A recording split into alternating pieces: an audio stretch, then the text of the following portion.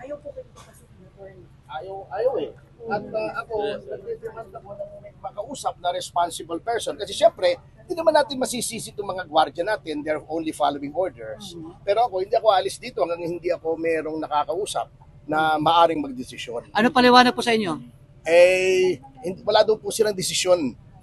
Hindi pa daw sila kailangan magdesisyon. Kaya ako, I demanded na lumabas dito yung taong pwedeng magdesisyon. So how about dito pagka hindi na kayo pinayagan talaga tuluyan makapasok ka, paano mo makausap ang inyong kliyente? Well, let's cross the bridge when we get there. Ako naman, nananalig ako sa binitawang salita ni Director Santiago na gagalangin ang mga karapatan ng akusado. Yun lang naman ang pinanghahawakan natin. Siya mismo nagsabi, di ba? Possible po ba na hindi pa nakarating yung order na papasukin kayo? Dapat naman may coordination, di ba? Di ba, pagka ikaw ay organized na pamahalaan, dapat alam mo, coordinated kayo. Hindi yung ganito, magulo eh. Oo. Parang buhol-buhol eh. Oh. Okay. Sir, for the record, anong oras po lumapag-claim? Kalalabag lang ngayon.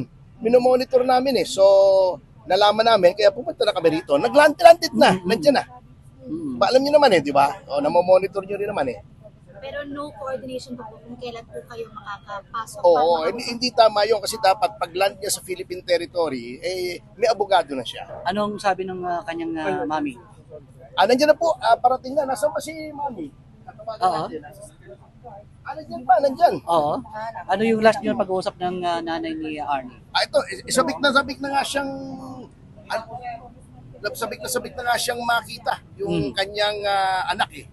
At kanina pa ito, hindi papakali. Hindi nga nakakain ng hapunan eh. Hindi kumain ng hapunan.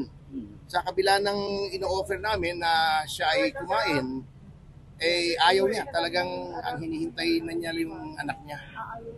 Sir, like na si DCWB,